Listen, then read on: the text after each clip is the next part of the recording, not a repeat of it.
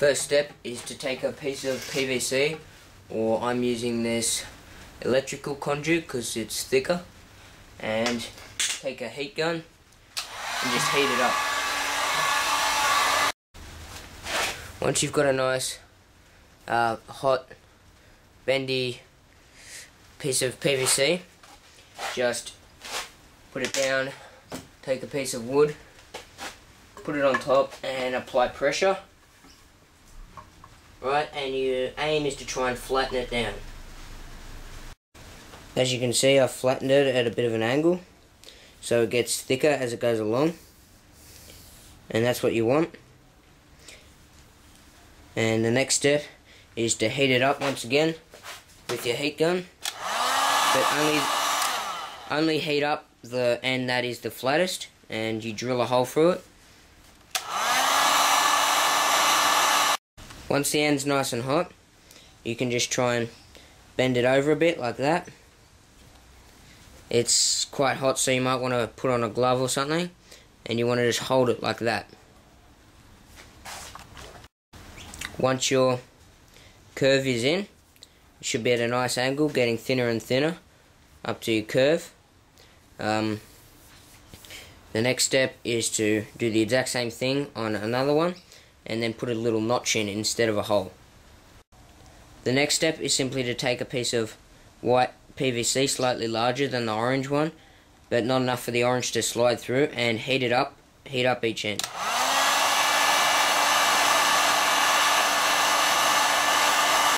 Once you've heated it up nicely, it's nice and squishy, simply take your limb, pop it in, and just push it down about halfway along the tube.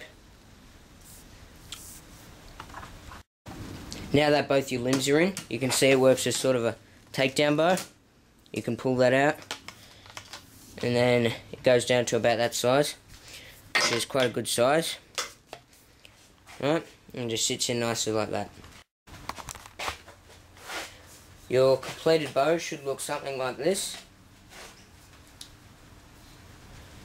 And I've just attached an arrow rest just there, and I'll show you how to make that, and then a sight off one of my compound bows. And then the next step you have to do is attach a string. So you've just got to poke some string through the hole and then tie a knot on the other side, and then just a loop. You've got your notch there and you need a loop, right? And once you bend that down, just bend it over,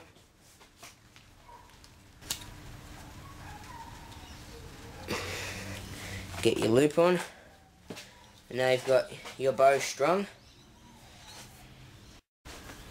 To make your arrow rest, the first step is to cut a little bit of PVC off some PVC, and then you just need to heat it up and bend it to a right angle.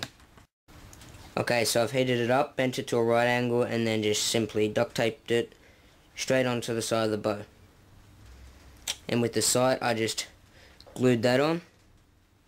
Right, you can adjust it to however you'd like it, up, down, whatever.